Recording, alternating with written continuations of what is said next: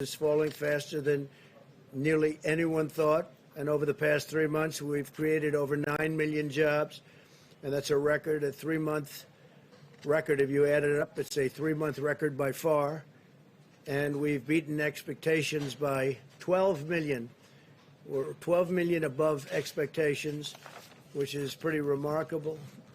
Today we had great reports on new job openings, and there's clearly a housing boom, which has been incredible numbers in both housing and an automobile boom. We've rarely seen anything like it, and it's going on right now in America.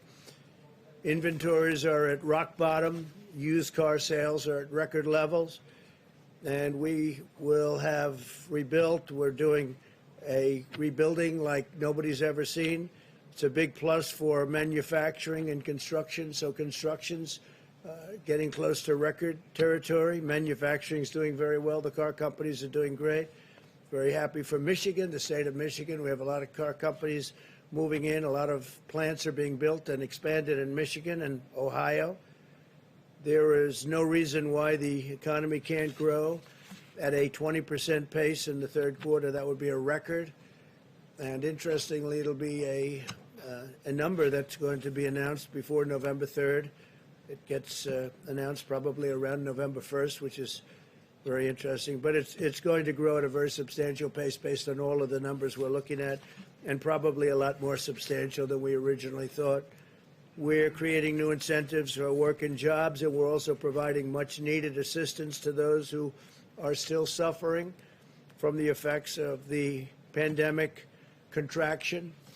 And the contraction is now, well, we have the pandemic. We have a lot of great things happening in terms of the vaccines and therapeutics, as you know. And I think we'll be making tremendous progress over the next period of a few months, and certainly before the end of the year. I think we'll have a vaccine before the end of the year, very substantially, and we may have a therapeutic resolvement very quickly, very, very quickly. And frankly, that's the one I'd rather have faster, because you'd go in, you'd give a transfusion or a shot to people that are very ill, and they'd be able to come out of the hospital the next day or a few days later. If the states participate in our core-sharing unemployment plan, we are going to be doing something very, very interesting with all of the things that we announced on Saturday. I don't have to repeat what they are. You know very well. And we've had some tremendous success already. If you look at what's happening with the stock market, and people are very thrilled at what we're doing. We'd like to get the Democrats to focus on other than what they're focusing on, which is a bailout of poorly running states. We have many great running states, states that are setting records, and let's see what happens with respect to that.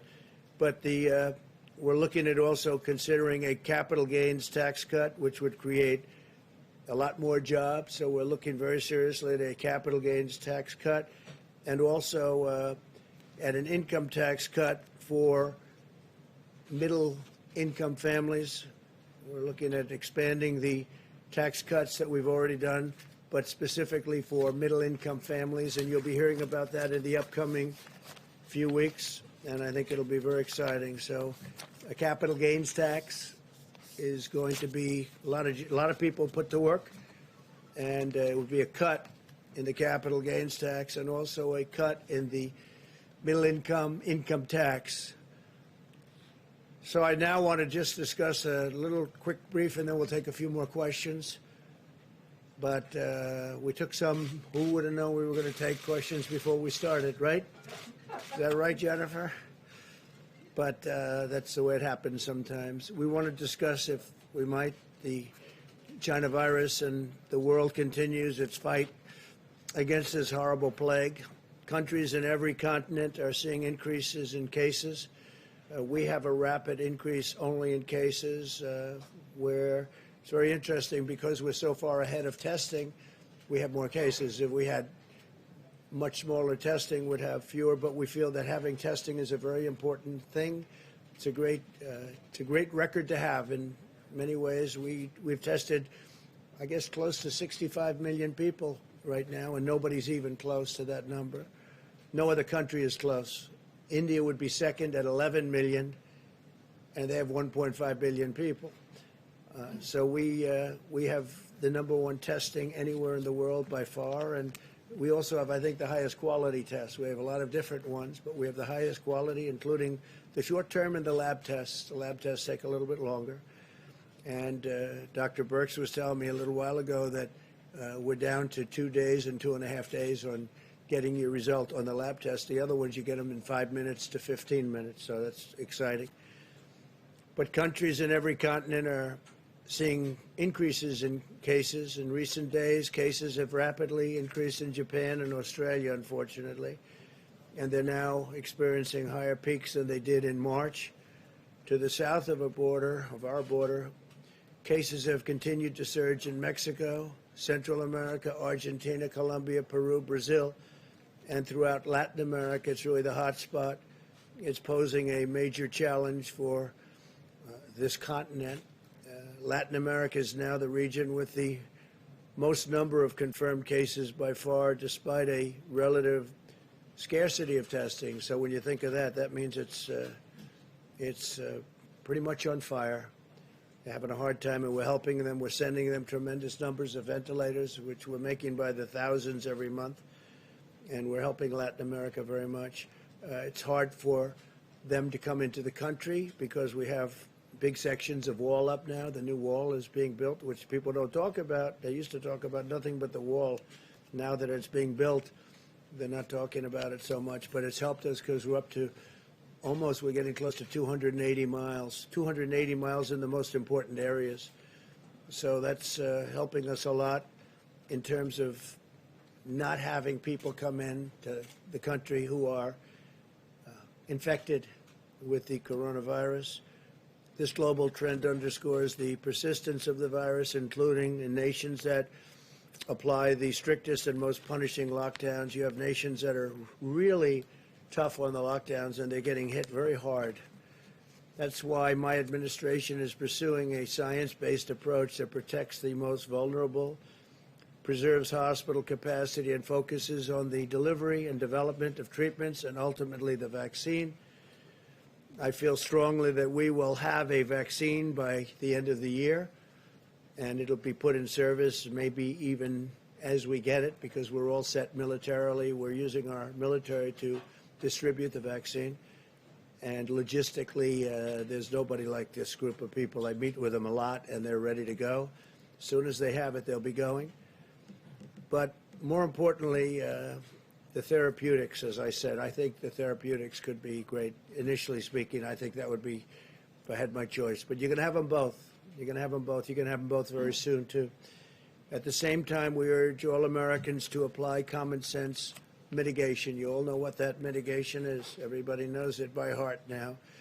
Nearly half of all of the deaths from the China virus in the United States have occurred in nursing homes and long-term care facilities. That's why we have delivered funding, equipment, and rapid testing to our nation's nursing homes to protect those at high risk. We're very focused on nursing homes and senior citizens areas. Anywhere that we have senior citizens, we're very, very focused. We've delivered over 1,800 rapid point-of-care testing devices. Those are very quick, and shipped over 700,000 tests to nursing homes. Nursing homes are being protected like never before. The United States faces a unique range of challenges that requires our constant vigilance. America has the largest at-risk population of any developed country by far. 1.5 million residents of nursing homes, about 5 times that of the United Kingdom and other European countries. Our country also has a higher prevalence of underlying conditions that this virus targets, yet we have fewer deaths per capita than the United Kingdom and most other peer nations in Western Europe. So that's an important, we have fewer deaths per capita than the United Kingdom and most other nations in Western Europe, and heading for even stronger numbers. But one person is too much as far as I'm concerned. Should have never been allowed to happen. Should have never been allowed to escape China. Nationwide, we continue to see encouraging signs. In the last 7 days, nationwide cases declined by 14%. Hospitalizations decreased by 7%. Fatalities decreased by 9%. Arizona and Florida are improving rapidly with fewer patients coming to emergency rooms by far, as well as decreasing cases, decreasing fatalities, and expanded hospital capacities. So we have an expanded hospital capacity. It's pretty dramatic when you look at it, meaning we have more room should we need it. So a lot of tremendous work has been done. In Texas, likewise, the number of patients going to emergency rooms has dropped from July by more than 2/3. That's a lot. Nevertheless, we continue to monitor Texas very closely. Terrific governor, terrific people working on that whole situation in Texas, especially at its test positivity rate, which rose over 20% this weekend. Overall, cases in Texas are coming down and have stabilized in the border counties. That's, again, where you have the wall and you're next to, in some cases, the wall. In some cases, you'll have it very shortly. You'll have it all built within a number of months. But those areas were hit very hard, and there are likely cases from Mexico that come in, back and forth from the border. They come in legally. As doctors have found more effective ways to treat patients, the fatality rate continues to improve. Texas has 1/6 the fatality rate of New York and New Jersey that they had in April. And if you look at New York and New Jersey, they work very, very hard, but very heavy density, and there are a lot of different kinds of difficulty. The fatality rates in Florida and Arizona are between 25 and 33% of the peak rates of New York and New Jersey. Again, different climate, a different grouping, different density, tremendously different density. In California, the situation is starting to stabilize and improve throughout the major metropolitan areas. Statewide, hospitalizations continue to decline very substantially, with about 20% fewer inpatients now than on July 21st. California is starting to really show signs of correcting. We're monitoring regions with increasing cases, including Boston, Chicago, and the Midwest, and we're monitoring them very, very strongly and very, very hard. I do want to say that I think at the end of a fairly short period of time, you're going to be in very, very good shape all over our country. Every loss of life is tragic, and all nations must work together to defeat this horrible virus. My administration is going to continue to save as many lives as possible. We are working round the clock, everybody. It's incredible how hard they're working. And people from other countries, we're working with them also, and they're working very hard. This is something that's now attacked 188 different countries. There are a wide range of factors that determine how the virus impacts a nation, such as age, underlying conditions. Underlying conditions is a very big one. If you're sick in any way, especially they say heart and diabetes, that's not a good thing to have. If you're going to have this, if you're going to catch it, so we're trying to protect especially those people that have problems with their heart or diabetes and levels of pre-existing immunity resulting from past exposure to other viruses, which happens. We must stop politicizing the virus and instead be united in our condemnation of how this virus came to America, how this virus came to the world, and we're going to figure it out, and we're going to find out, and we're very angry about it. On the therapeutics and vaccine updates, 3 vaccine candidates are currently in phase 3 clinical trials, something that would have been impossible under the previous administration or any other administration.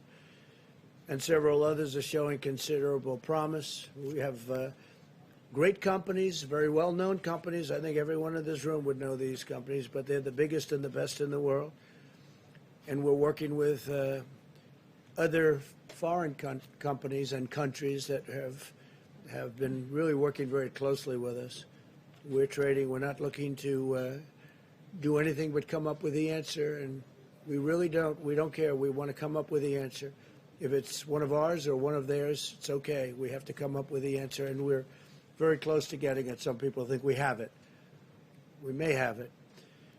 We have the best scientists in the world racing to develop a safe vaccine that will end this pandemic, save millions of lives, and that's millions of lives all over the world, and end the harm inflicted by this virus to our society and to all other nations. Last week, the NIH began a clinical trial of remdesivir paired with another approved antiviral drug and anti-inflammatory drug. You know that remdesivir has been very successful, and now they're experimenting with others, including antivirals and anti-inflammatories, and they're having some very interesting success. We've secured enough remdesivir to treat over 650,000 patients. On Saturday, I took executive action in its signing to save American jobs and support American workers. I signed directives to give a payroll tax holiday with the understanding that after the election, on the assumption that it would be victorious for an administration that's done a great job, we will be ending that tax, we'll be terminating that tax. On the other hand, the other group wants to raise taxes, and they may want to leave it where you pay it. But the payroll tax is a big deal for people. It's a tremendous saving for people, and we're going to be doing it, and we intend to terminate it at the end of the appropriate period of time. It's for those making less than $100,000 to the end of 2020 to provide an extra $400 per week, also in unemployment benefits, and to extend the freeze on home evictions. We want to extend the freeze so people aren't evicted. It's not their fault that the virus came from China. It's China's fault. And to suspend payments on student loans through the end of the year and then beyond. And again, you know, they're paying interest on loans, and they're not allowed to go to their college. So we're going to suspend payments on student loans through the end of the year, and then another extension most likely, because it's not fair to the students to have to pay when the colleges aren't doing the job of getting open, and I think probably many of them could be open. So I want to thank you all. I'm sorry for the disturbance before.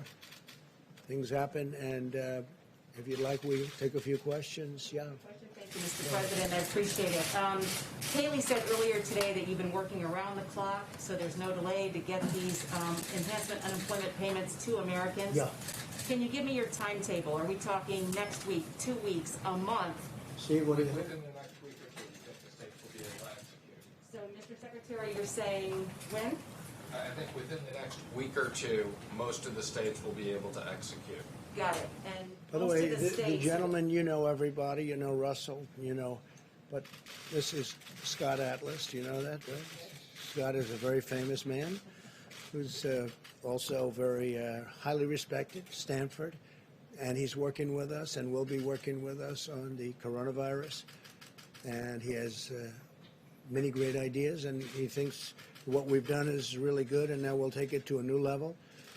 And so it's great to have Scott working along with us, and we appreciate it very much, Scott. Thank you very much. Really, we've had some great discussions. To follow up on that, Mr. President, if you don't mind, you mentioned the states. Have all the governors signed on to this? We just had a meeting with the governors, and they were very anxious to get money for the people in their states. And if they, depending on the state, we have the right to do what we want to do. We can terminate the 25%, or we don't have to do that. So we'll see what it is. Depends on the individual state. But a lot of money will be going to a lot of people very quickly. And I've instructed the Secretary of the Treasury to move as quickly as he can, right? So we'll get it done. Yeah, please. I have a question about coronavirus. I wanted to just ask you to be clear on the incident outside. There's a fairly significant perimeter around the White House. Does it concern you at all that someone who is armed was able to get so close that you needed to be removed from the briefing room? Well, I don't know if he was close or not, he or she. I don't know if it was a he or she. But I have such confidence in these people. They're so good. And I don't think the person breached anything. It was on the outside ground. So I don't believe anything was breached. I asked that question. So they were relatively far away. On coronavirus, 97,000 children tested positive for coronavirus in the last 2 weeks in July, according to the American Academy of pediatrics. Does that give you any pause about schools reopening for in-person learning? Because they may have, as you would call it, a case, and maybe a case, but it's also a case where there's a tiny fraction of death, tiny fraction, and they get better very quickly. Yeah, they may have it for a short period of time, but as you know, the seriousness of it in terms of what it leads to is extraordinarily small, very, very much less than 1%. So do you still Jonathan? believe that children are essentially immune? Yeah, I think that for the most part they do very well. I mean, they don't get very sick. They don't catch it easily. They don't get very sick. And according to the people that I've spoken to, they don't transport it or transfer it to other people, or certainly not very easily. So, yeah, I think schools have to open. We want to get our economy going. We have incredible numbers despite this. If we could get this going, I think it's a very important thing for the economy to get the schools going. Jonathan, go ahead. Thank you, Mr. President. In Ohio a few days ago, you said, quote, Joe Biden has hurt God. He's against God. The Vice President has said that he's a man of deep Catholic faith, that he's credited for helping him endure some immense personal tragedy. So, sir, what did you mean by that when you say that Joe Biden has hurt God or is against God? Well, if you look at the manifesto that they've come up with, and if you look at their stance on religion and things having to do very importantly with aspects of religion and faith, I don't think a man of deep religion would be agreeing to the Bernie Sanders plan. You take a look at what they have in, and you can't put that into the realm of a religious group of people, I will say that. And I think it's one of the reasons why, if you look at polls, which I'm not a big believer in polls, if I was, I guess I wouldn't be standing here right now.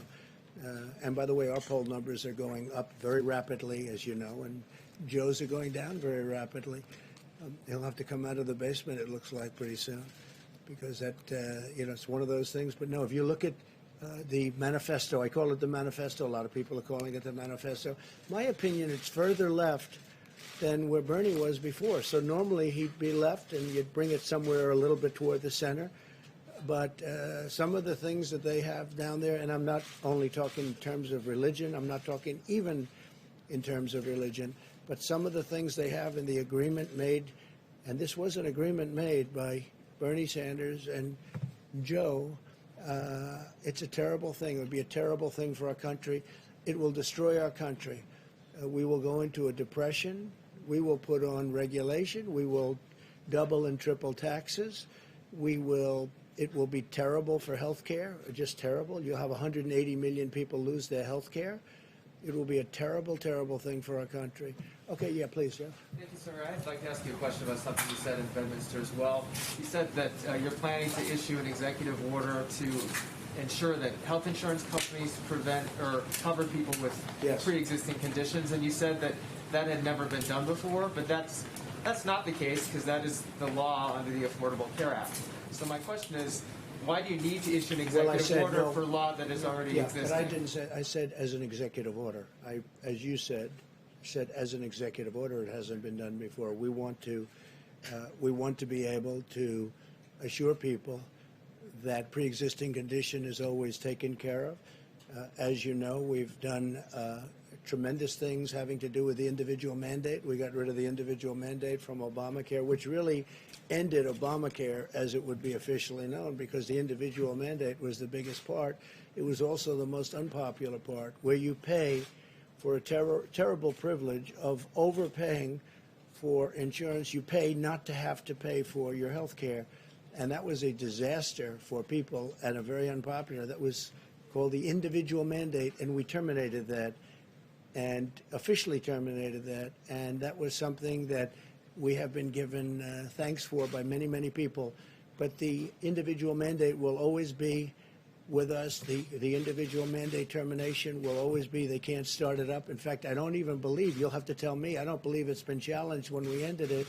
And pre-existing conditions, the Republicans are 100% there. And I'll be issuing at some point in the not too distant future a very strong statement on that, probably in the form of an executive order. Why do you need her to do an executive order if it's already a part of Just a existing double law? safety net, and just to let people know that the Republicans are totally, strongly in favor of pre-existing condition, taking care of people with pre-existing conditions.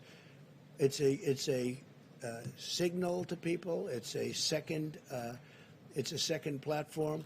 We have pre-existing conditions will be taken care of 100% by Republicans and the Republican Party. I actually think it's a very important statement. Yes, please. Mr. President, do you still intend to try to hold an in-person G7 meeting in the United States at some point in August and September? And have you already sent out invitations to do so? No, we haven't sent out invitations. We're talking to them. As you know, I was on the phone with many of them yesterday with respect to Lebanon, which is truly one of the saddest, most catastrophic things I've ever seen. And they have no idea how many people have died. They're having revolution right now in that country. It's just a terrible thing. But I was yesterday, 8 o'clock in the morning. We had our time. We had a big teleconference call. Some of those people were there. I'm much more inclined to do it sometime after the election. We were going to do it in September. They'd like to do it. We could do it through teleconference, or we could do it through a meeting. But I sort of am now suggesting, I told my people yesterday actually, why don't we do it sometime after the election when things are a little bit, you have a little more time to think about it, because it's very important. The G7 is very important. To that meeting? I don't know, but we have invited a number of people to the meeting. I certainly would invite him to the meeting. I think he's an important factor. But we will invite certain people that aren't in the G7. Some people have already accepted, but we're going to be doing it after the election. I think it's a better atmosphere to have a G7. I think it's a lot. I think it's just a better, calmer atmosphere to have a G7. Yeah, please. I wanted to ask Secretary Mnuchin, actually, have you spoken to any Democrats since Friday, or have they reached out to you at all about restarting negotiations? I've spoken to several Democrats. I have not spoken to Schumer and Pelosi since then. Do you expect would you reach out at all to them to try and As I said, anytime they want to meet and they're willing to negotiate and have a new proposal, we're more than happy to meet. They're hurting people very badly. This would have been so easy for them to do. And I saw that Senator Schumer said today on a show, I don't know what show, but he said today on a show that we should meet, we should do something. But, you know, where has he been for, how many weeks have you been negotiating? Like 4? And they should do something. It would have been so much easier than doing it the way we did it. But we did something that's very important, and frankly, it's been well received, very well received. Go ahead, please. Thank you, Mr. President. You tweeted earlier today that you're considering Gettysburg as a venue for your speech for the RNC nomination acceptance. What's your thinking behind that as a possible location? Well, I think I've been to Gettysburg numerous times. It's a national park. It's a national historic site. It's incredible. You know, it's the history. It's incredible, actually, to me. It was a very important place and is a very important place in our country. So we're looking at that, and we're looking at the White House. The White House would be very much easier for Secret Service. You see what just went on here. They're all here. Just like you have your seats, they have their seats at the White House. So there wouldn't be any expense or any extraordinary expense. And the White House would be a lovely place to do it also. Least expensive place that you could do it would be at the White House. This is a government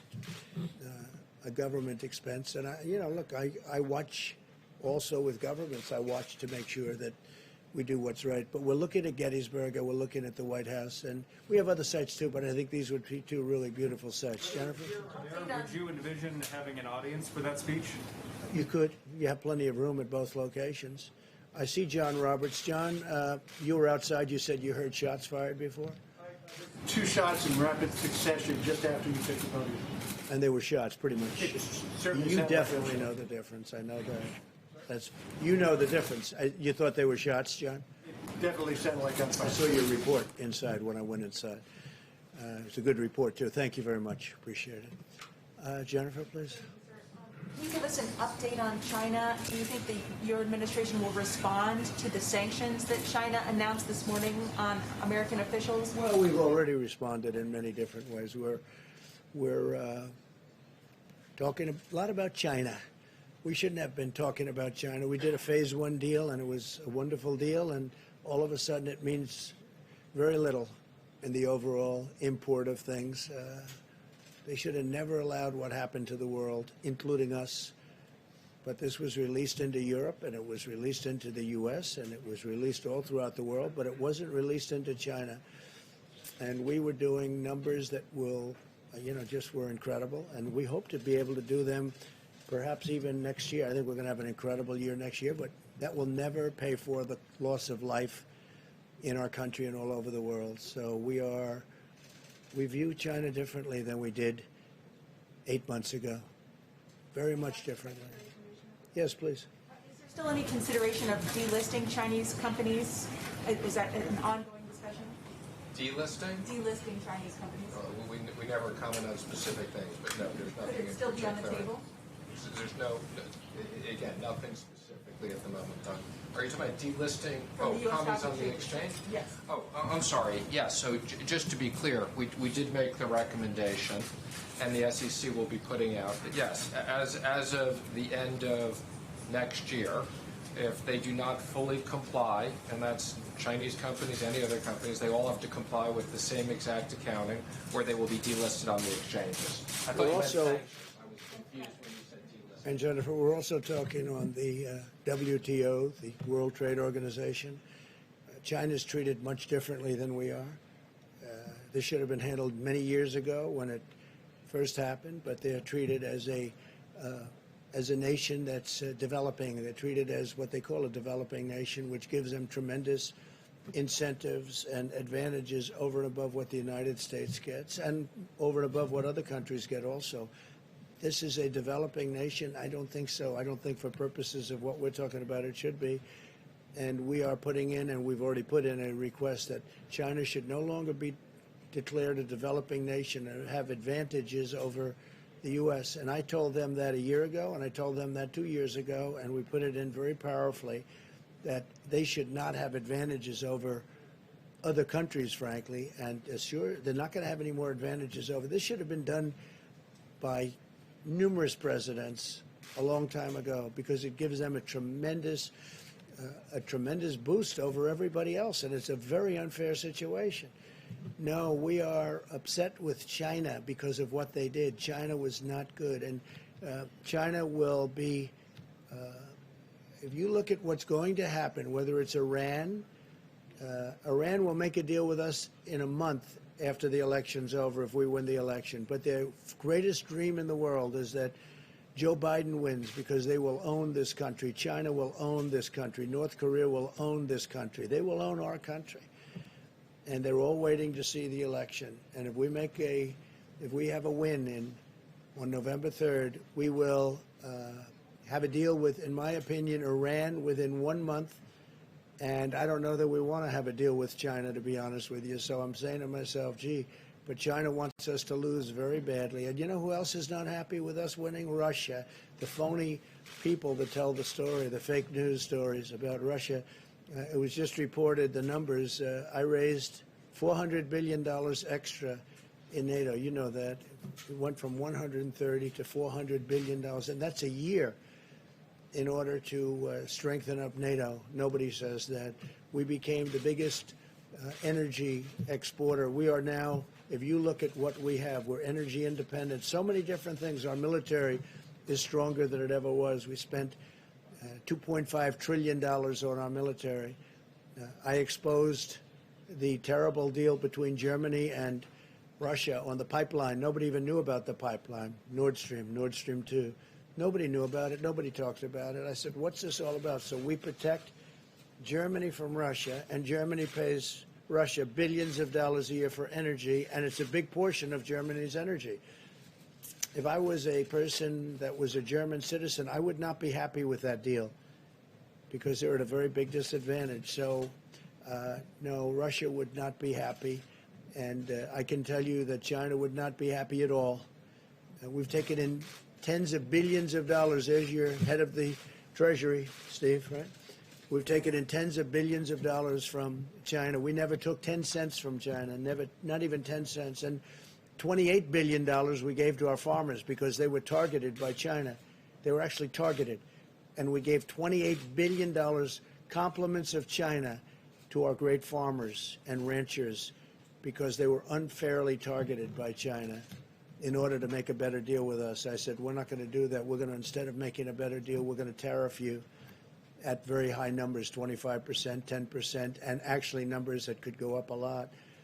And we had a lot of money left over after giving the $28 billion to the farmers and ranchers and some others. Frankly, we had many billions of dollars left over, and we're still receiving that money. Even though we made the deal, we're still receiving that money. So if we win the election, we'll have deals with a lot of countries very fast. They're just waiting to see who wins because they are hoping that Joe Biden wins, Sleepy Joe. And if he wins, you know what's going to happen? China will own us. Our markets will crash. The 401ks will go down to practically nothing. Stocks will go down to practically nothing. Remember, stocks, these big companies, they're owned by millions of people that are carpenters and policemen and farmers and lots of other people. And they are the ones that benefit by having a good stock market, probably more than anybody else. But the 401ks, the stocks, the economy will be in a shambles. They want to raise taxes. They want to triple taxes. They want to raise the corporate tax, but they want to raise all taxes. Ultimately, they can't pay for what they want to do anyway. And what they're going to do is destroy your health care and destroy so many other things. We're going to have 180 million people that are so happy with their private health care, they're going to lose it under this crazy plan that these people are proposing. So you will have a crash like you've never seen before. And I've been very good at predicting these things. Yeah, please, go ahead. Thank you, Mr. President. You just mentioned President Putin and the possibility of inviting him here because he's important. Your own Director of National Intelligence has said that Russia is currently planning or actually meddling in the election. Have you raised that directly with Putin ever? They said China, Russia, Iran, and probably others. But because of the fake news, they seem to think Russia plays the best. So what they do, it's all right. Well, I'm just saying the way the politicians look. The other day, they said the three countries. They said China and Russia and Iran. And some reporter got up and said, Russia is meddling. I said, well, didn't it mention China and Iran? Why didn't you mention them, too? So I don't know. You know what I'm telling you? I'll tell you who's meddling in our elections. The Democrats are meddling by wanting and insisting on sending mail-in ballots where there's corruption all over the place. If you check what happened in New York, a small, relatively small race with Carolyn Maloney, and they called her the winner the other day because I was mentioning it at conferences and getting a lot of action on that statement. So they called her, they declared her the winner, and they have no idea who won. And the person, her opponent, is very angry. But they had mail-in voting, and they had hundreds and I think even thousands of ballots that are missing, that were fraudulent. Take a look at the Carolyn Maloney race. Take a look at Paterson, New Jersey.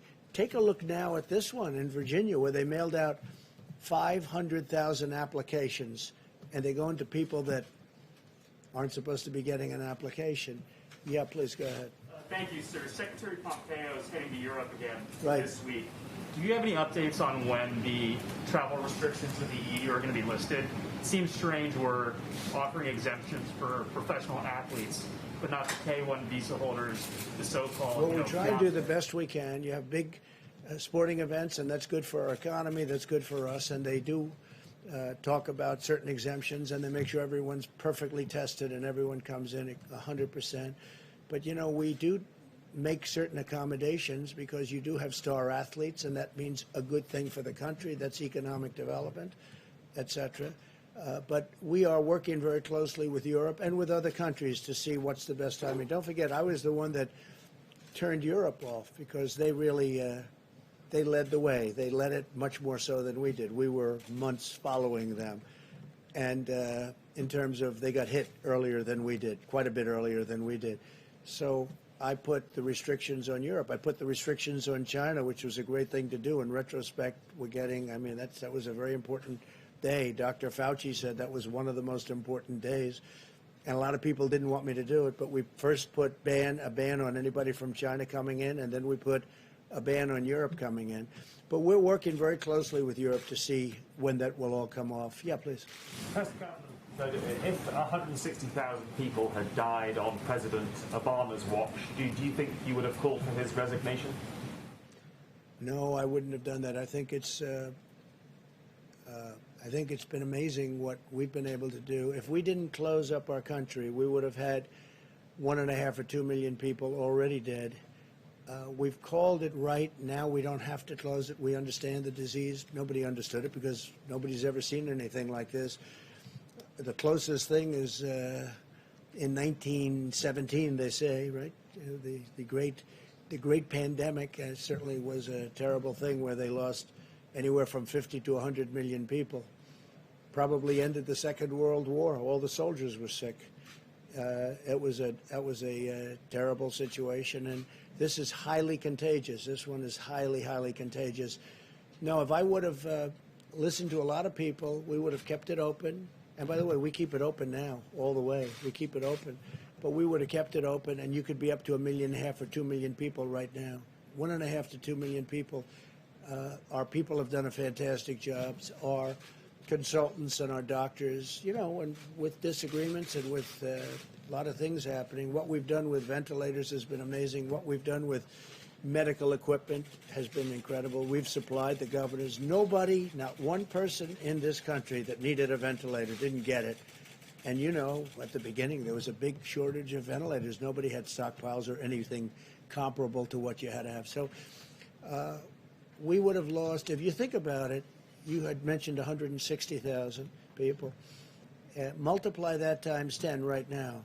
I think it would have been unsustainable and unacceptable. But that's what would have happened had we kept it open. So, no, I think we're a very large country. We are one person. I say it all the time. A lot of people like to leave that out. One person is too many. It should have never happened. But they've done really an extraordinary job. They'll never be given the credit, and I'm not talking about me. The people that have worked on this so hard will never be given the credit, but they've done an extraordinary job with a very large, diverse country. Really an extraordinary job. And a lot of the governors who, as you know, they sort of do the micro in their states, and they go up, and I think I can tell you that a lot of the governors have done an extraordinary job, too. Yeah, please go ahead.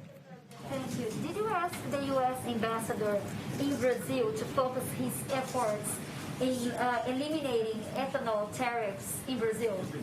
You have to, you can't, yeah. You asked the ambassador in Brazil to focus his efforts to eliminate ethanol tariffs in Brazil? We haven't really discussed that too much, but at some point we probably will be. And we don't want people tariffing us, and if they tariff us, although I must tell you I have a very good relationship with President Bolsonaro. He's great. And I hear he's doing well. He's recovered from having COVID-19, as they say, and that's great, and send him my regards. I think that as far as Brazil is concerned, if they do tariffs, we have to have an equalization of tariffs, and we are going to be presenting something having to do with tariffs and fairness and tariffs, because we have many countries for many years that have been charging us tariffs to do business, and we don't charge them. And it's called reciprocity. It's called reciprocal tariffs. And you may be seeing something on that very soon. Did you have one, OAN? OAN, please. Thank you, Mr. President. First of all, thank you for coming back to finish the briefing. Thank you very much. After the scuffle. So I have an opinion question for you. Okay.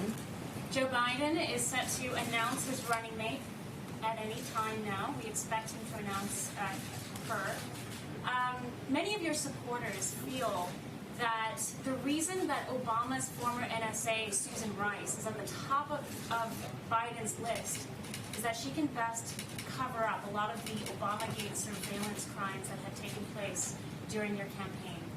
What are your thoughts? What is your opinion? Do you subscribe to that line of thought? How do you feel about it? Well, look, the Obama campaign spied on our campaign, and they've been caught, all right? And now let's see what happens to them. But they have been caught. They've been caught red-handed. It's probably treason. It's a horrible thing they did. It probably never happened before. At least nobody got caught doing it, but they used the intelligence agencies of our country to spy on my campaign, and they have been caught. And there are a lot of people involved. I don't want to say how much she's involved. Frankly, if he chooses her, that's fine, but that's a potential liability. We'll see. But President Obama knew about it. Joe Biden knew about it. Comey knew about it. Brennan, Clapper, the whole group, they all knew about it. Lisa Page and her lover Strzok, they all knew about it. And we have it documented. We have it in texts. We have it in all sorts of forms.